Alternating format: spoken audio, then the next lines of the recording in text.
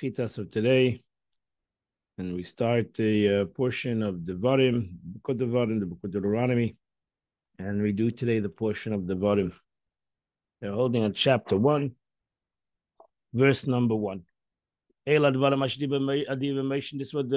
words that Moshe spoke of El Kol Yisrael to all the Jewish people, Be'ever HaYarden, on the other side of the Jordan, Bamidbar, in the desert, Ba'arava, in the plains, Mul Seif, opposite the Red Sea, Bein Paran, between Paran and Bein Tefel and Tefel, V'Lav and Chatzeres, V'Dizav and Lav and Chatzeres and Dizav. Rashi says, since these are words of rebuke, the next, the whole book of Devarim, it's called Devarim. It means words. These are words that Moshe Rabbeinu spoke to the Jewish people, warning them, rebuking them of their lifestyle and the way they're gonna live, and therefore it enumerates all the place they were angered by God. They angered God. Therefore, it takes no explicit mention incidents in which they transgressed. Moshe Rabbeinu doesn't actually say the Avedas they did, but he talks in an encrypted way. He alludes to them. He alludes to them by mentioning names of places out of respect for Israel. Al Kol Yisrael, if he would have rebuked some of them, they would say, if you would have been there, you heard Moshe Rabbeinu, the son of Ammon, you didn't answer a single word regarding this and that. If we would have been there, we would have responded. So therefore, Moshe Rabbeinu made sure that every Jew heard him, that everybody should come and listen to his drasha. Bamidbar, they weren't in the Midbar. They were in the plains of Moav already. They were out of the Midbar. So what is the meaning about Midbar in the desert? It means to rebuke them what happened in the desert. Again, all these places that I mentioned here are the things that happened to the Jews in different places, but not that they were already in the plains of Moav. Ba'arava, again, in the plains of Arava, rebuked them. They sinned with the worship of Baal Per and the Shittim in the plains of Moav. Mulsuf, this rebuked them regarding what happened in rebellion in the Red Sea. When they arrived at the Red Sea, they said, because you have no graves in Egypt. That's what the Jewish people complained. They don't have any graves in Egypt. You took us out of Egypt to die in the desert. So this is where Moshe Rabbeinu reminded them. Likewise, they traveled from the midst of the sea. They said they were rebellious by the sea, by the Red Sea, as it found in the Gemara. Bein Paran, Bein Tefel. Now, Rabbi Yechanan said, we have reviewed the entire Torah, and we haven't found a place called Tefel, neither have we found a place called Lavan. However, the explanation is that he rebuked them because of the foolish things that happened when they said Toflu about the man.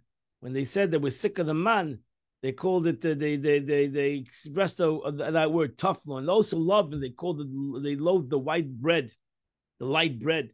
And because they had done the desert of Paran with the spies. So that's Lavan and Tafel and Paran. The Chatzeres, this was the story of Kairach that happened in Chatzeres. Another explanation, he said to them, you have learned from what I did to Miriam at Chatzeres. Chatzeres, because of slander, Chatzeres is actually connected to Miriam, his sister. Dizahav, what means Dizahav? Dizahav, the simple meaning of Dizahav means a lot of gold. He rebuked them about the egel, the golden calf they made because they had a lot of gold. Verse number 2, it was only 11 days from the journey of Cherev.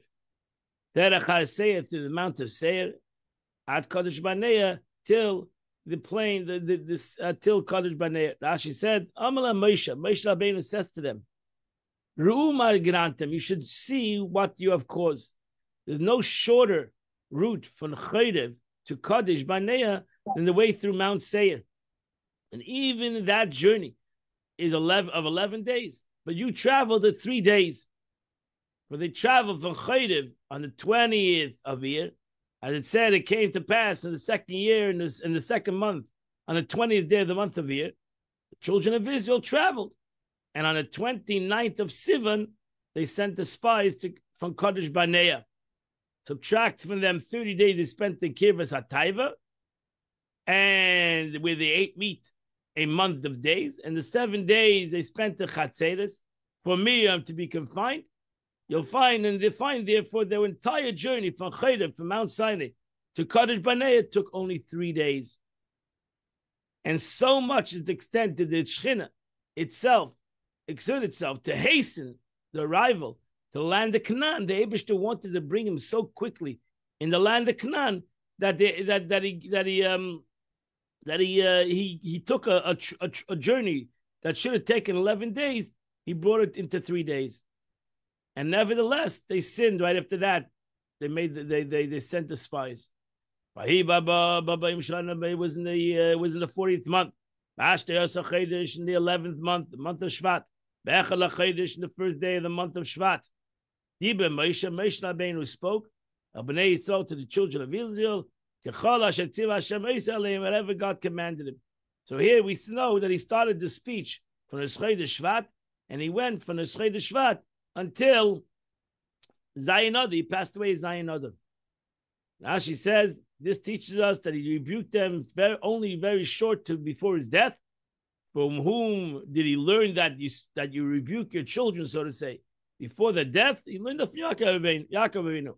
Yaakov, who rebuked his sons only a short while before his death.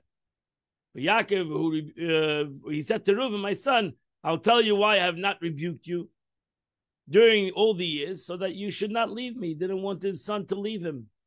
That's why to be careful not to rebuke your children, because they'll leave you, and you'll join my brother Esav. And so, for four reasons, one should not reprimand a person except shortly before one's death, so that one should not rebuke again and again. That's number one. So that not to cause his friend to feel ashamed when he sees him, and etc. He shouldn't leave him. These appears in the Sifri, and similarly, Yeshua rebuked Israel only shortly before his death.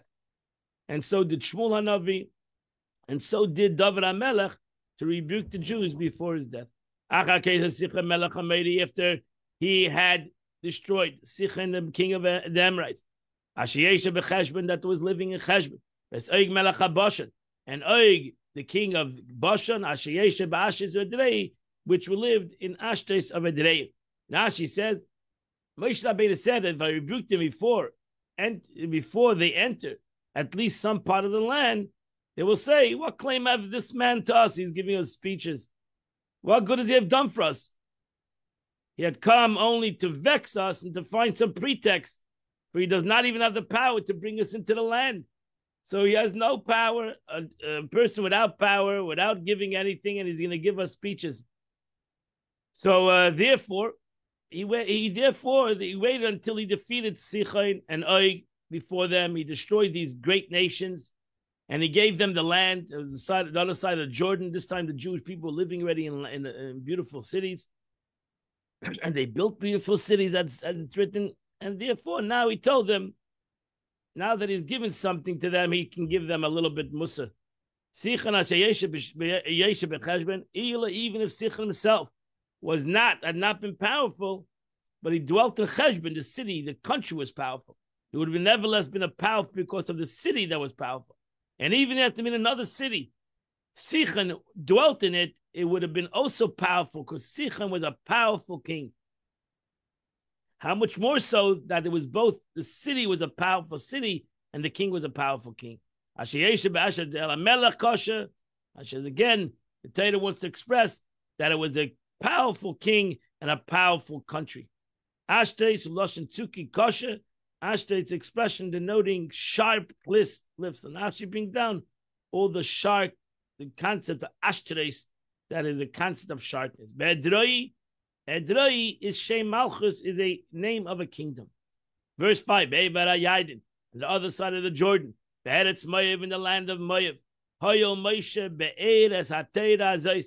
Moshe Rabbeinu commenced and explained the slur, Lamer, saying. Now she says, Hoyel means to commence.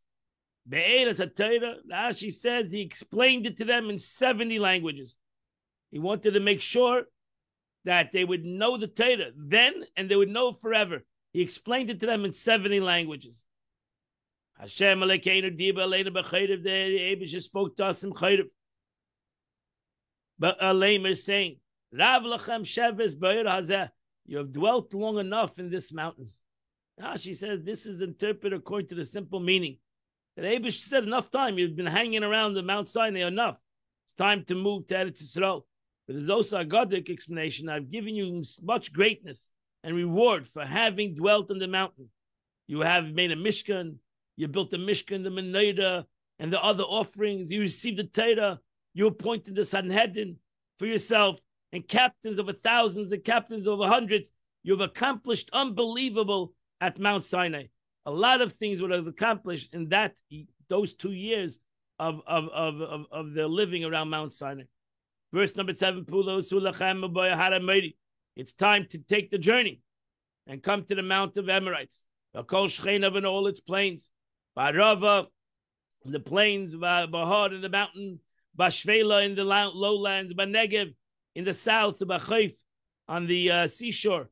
Eretz Aknani, it's time to come to the land of the Knanim. Halavanan and the Lebanon. Ada Nahor Agadol Nahar Pras until the great river, the Euphrates, which is into Iraq. This is the way of Arad and Cherma Bar Haram Amiri. This is understood literally. What's the Amoin Maya of Mount Seir? Barava, this is the forest plains. Bahar, that Halamel, the king's mountain. Bashvela, Zeshvela's Dorim, this is a southern land. King's mountain is Mount Moriah. Benegev, its time refers to Ashkelon. It's time to come to the land of Ashkelon, Gaza, and Syria. Sifri has brought down in the Sifri.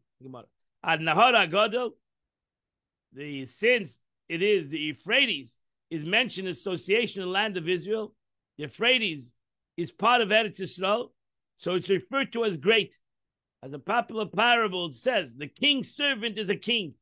Associate yourself with a ruler, and people will bow down to you. Attach yourself to one who's anointed, and they'll become anointed. So whatever was connected to Eretz Yisrael was called Gadol, even though the Euphrates was not a very big waterway. See, today I'm giving you this land.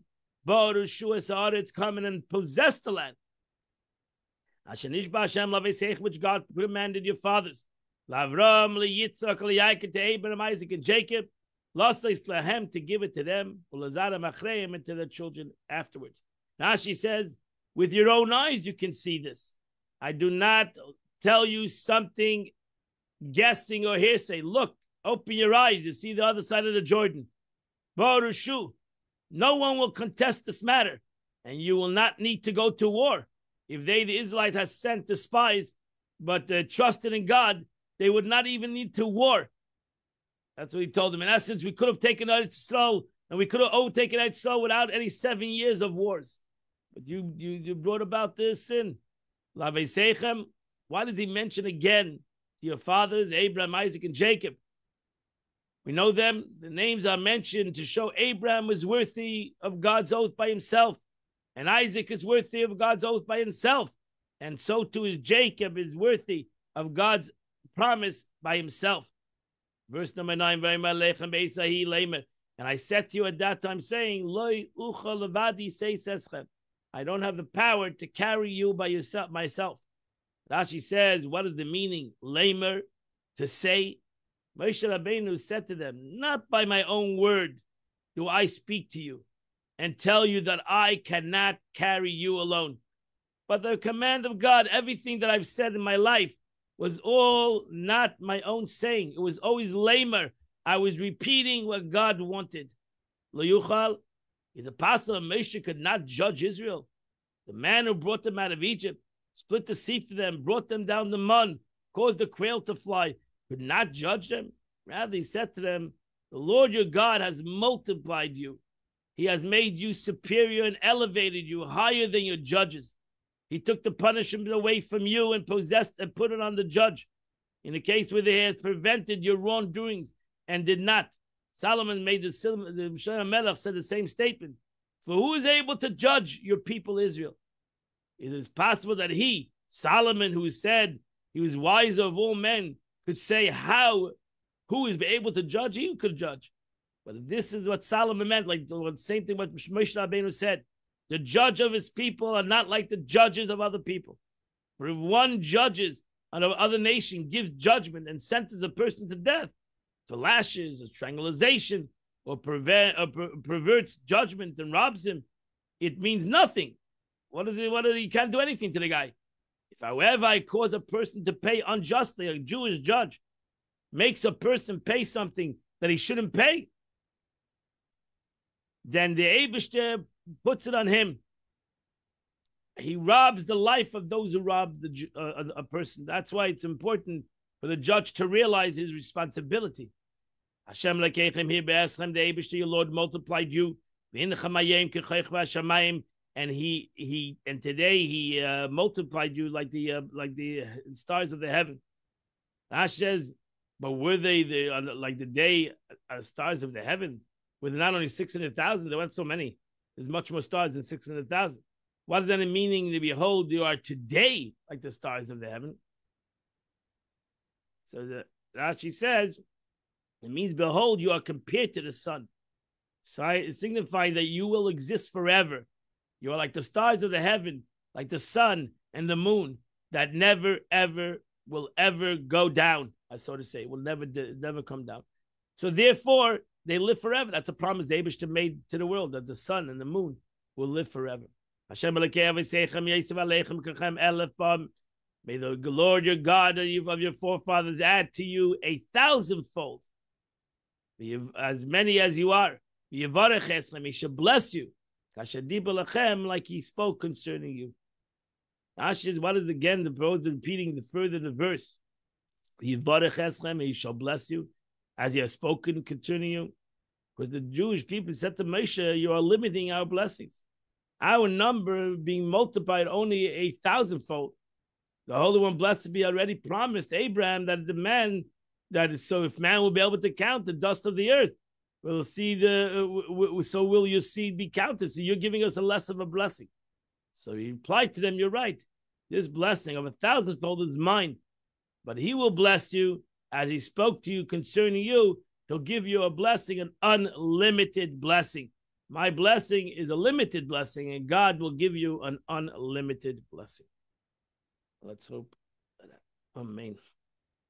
Okay, that finishes the Chumash of today. Let's go to the Tanya of the day. Today is Sunday. We're holding chapter 9. We start chapter 9 of Igeres HaTshuva, the letter, the epistle of repentance. The Alter Rebbe explained in the conclusion of the previous chapter that through Tshuva Law, the Alter Rebbe yesterday went into Tshuva Law, the higher level of Tshuva, the higher level of repentance. The soul is totally cleansed, and that's the ultimate, where the soul is cleansed and purified. It then ascends and cleaves to God with the same degree of unity that it enjoyed before it descended in a body. It has the capability to connect to the Eibishter as it was before in Gan Eden. Furthermore, the Alter Rebbe quotes the Zohar to the effect that Tshuva Ilah involves studying of Torah with awe and love of God, and that's the way you receive Tshuva Ilah, and that's why Tshuva Ilah is connected to Torah, because Torah is given from above. It's a gift. Further chapter, in the 4th chapter, however, he explained that Tshuva Ilah involved restating the higher letter Hey to the name of God. Tshuva Tatah was the lower letter of Hey.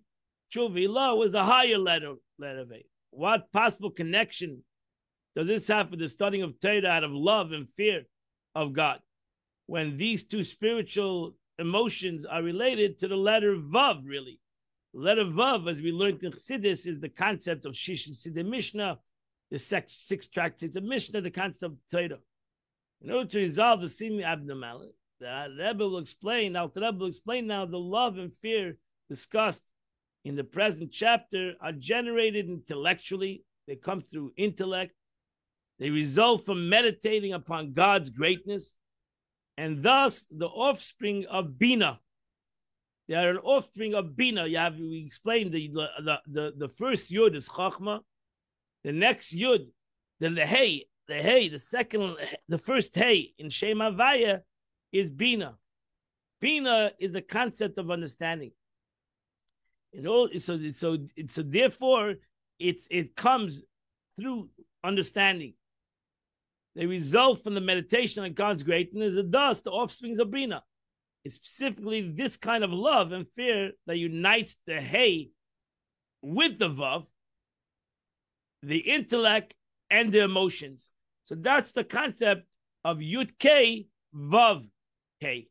The Yud K is connected to the Vav K, because the Yud K is the concept of Chachma and Bina, and the Vav K is emotions, the concept of the six middays, and the concept of Malchus. Will be an Indian to explain the subject, which levels of love and fear are related to the upper hay, as it's brought down in the Zohar, who become a tikkunim and different tikkuni azoyah, so to say, the appendix to the Zohar. The bina, the bina, understanding is the concept of the higher level of tshuva, and it's an expression of the Torah ve'em revetzas ala freichim. The mother is crouching over the chicks, so to say. The mother is crouching over her children. What is the meaning? The mother is crouching over her children. The bina, understanding, is the one that crouches, the one that gives, the one that protects, the one that creates the children. What is the children of bina? Ava and Yira, love and fear. That's the children, so to say, of bina, of understanding. So bina is the mother, and her offspring is love and fear of God. And they should is burning. What is the meaning? One ought to meditate profoundly with concentration, with great concentration of das, of knowledge, on the greatness of God. And through his meditation, he creates from the spirit of his comprehension. He arouses a sense of intellectual awe and love. On rational grounds. Because you want to have healthy children. You want to have a healthy love and fear. Not a love and fear that chas v'shalom sometimes is unhealthy.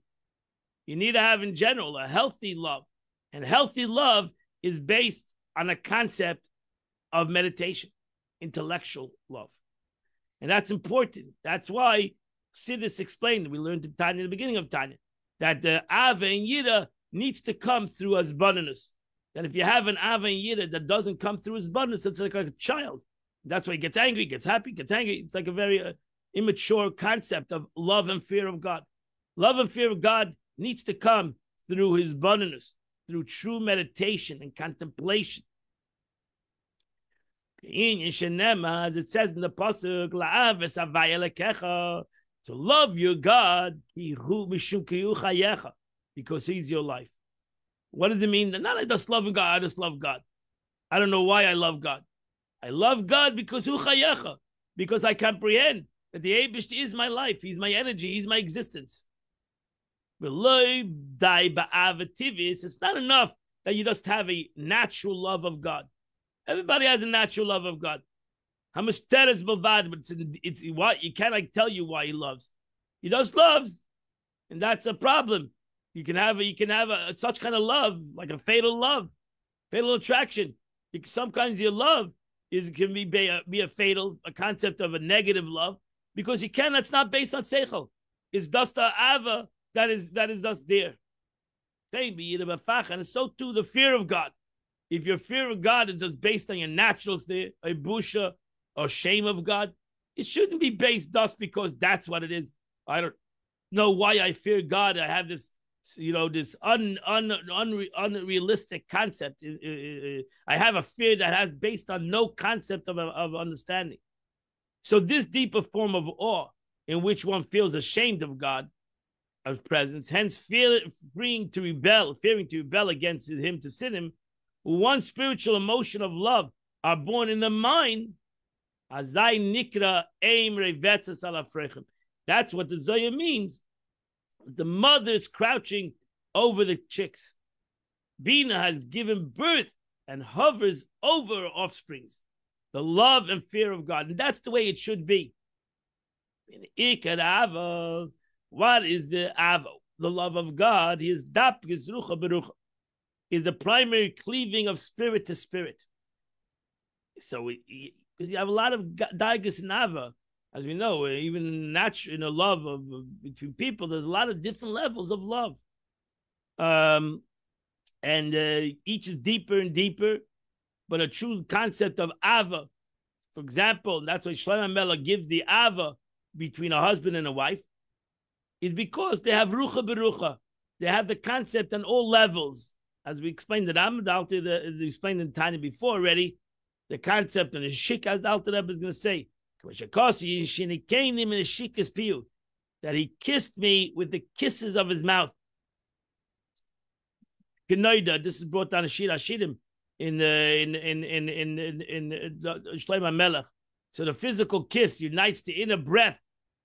Kiss between two people that love each other is the concept of ruach, the breath of the mouth to the breath of the mouth, which is the inner spirit of two individuals. Similarly, the internal aspect of soul and godliness are omitted through the breath, rucha berucha, and that is learning Torah, is rucha berucha. Because when a person learns Torah, he's saying the words of Torah, he's saying the words of God, which is Devar Hashem. So when I say Devar Hashem, which he said through his breath, and I learn Torah through my breath, so I have the concept of ruach beruach, and through good deeds, and the most specific through the concentration of Torah study, then you have even a deeper concept of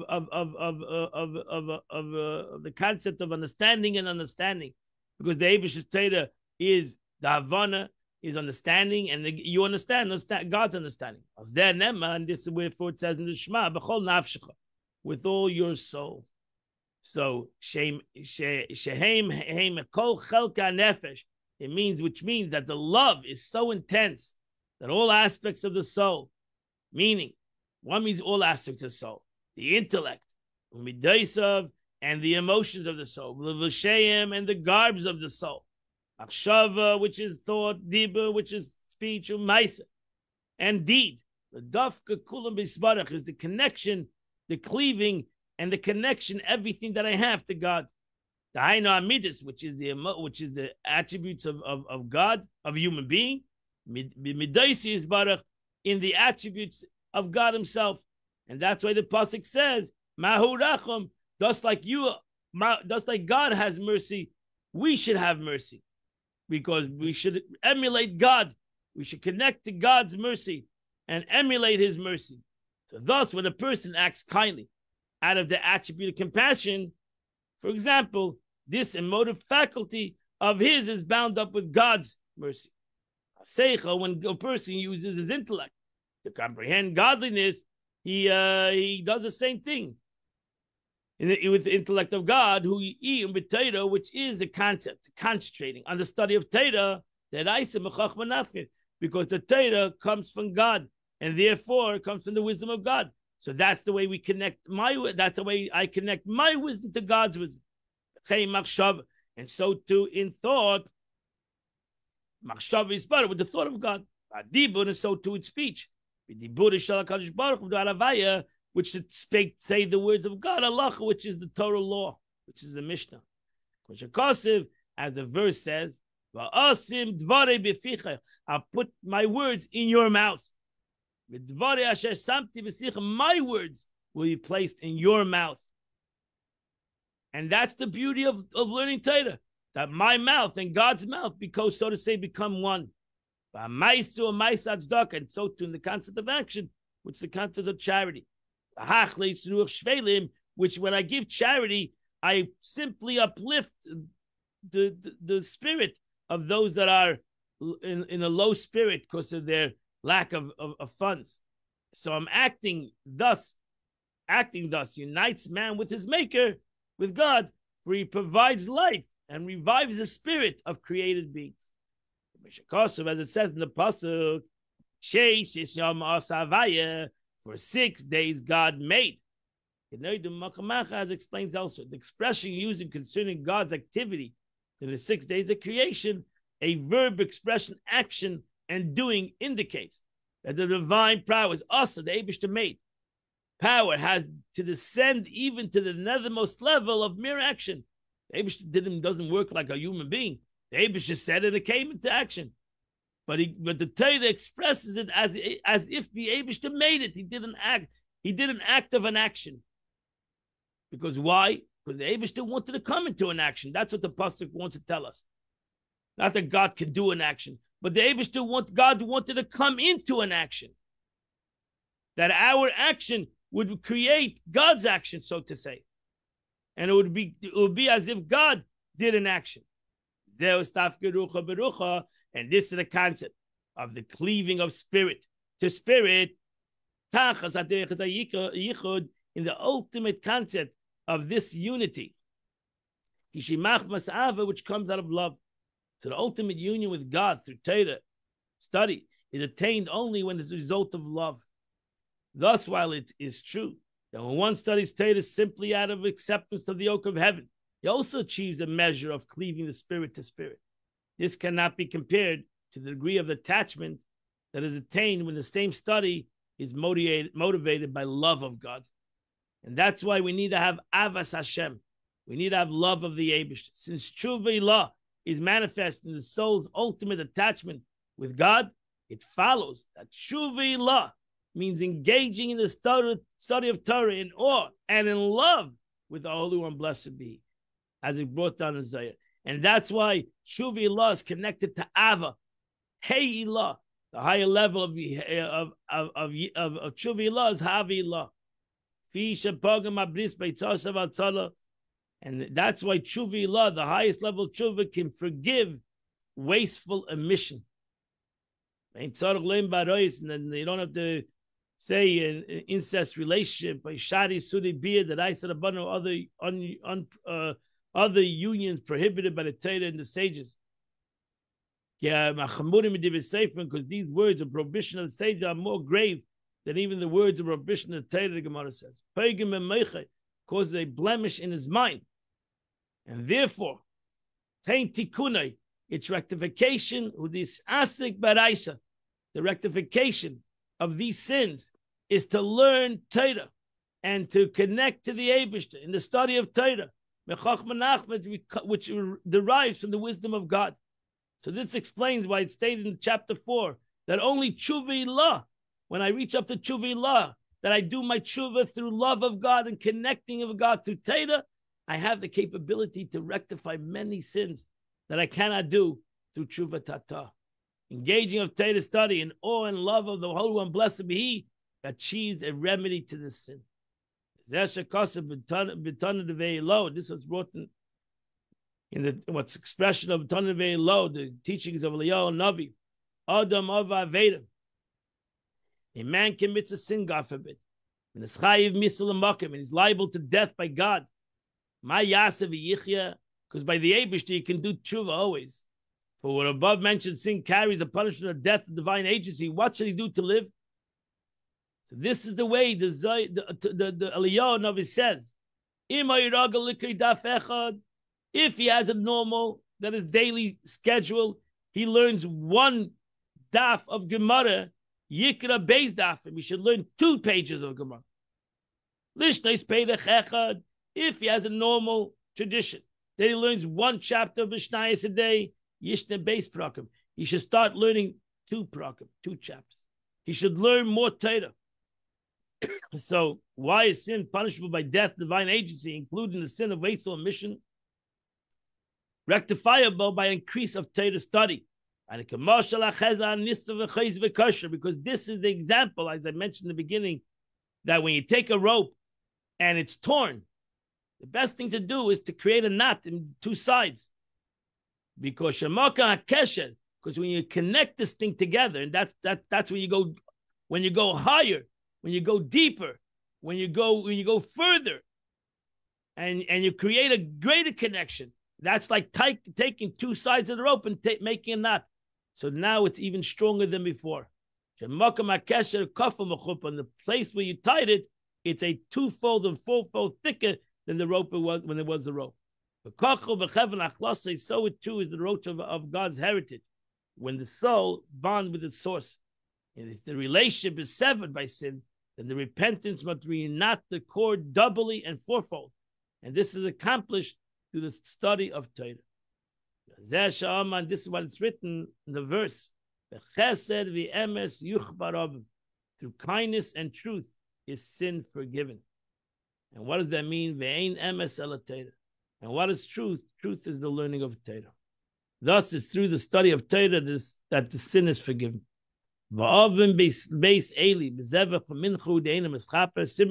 statement of the Torah, it says, the scripture says, the sin of the house of Eli would not be atoned by sacrifice and offerings. Talmud comments, by sacrifice and offering will not be, the sins of Eli will not be atoned. But it will be atoned through the study of Torah and through good deeds. The Issa b'Seipei Kama that Shana, as is brought down in the end of the chapter, the first chapter of Rosh Hashanah.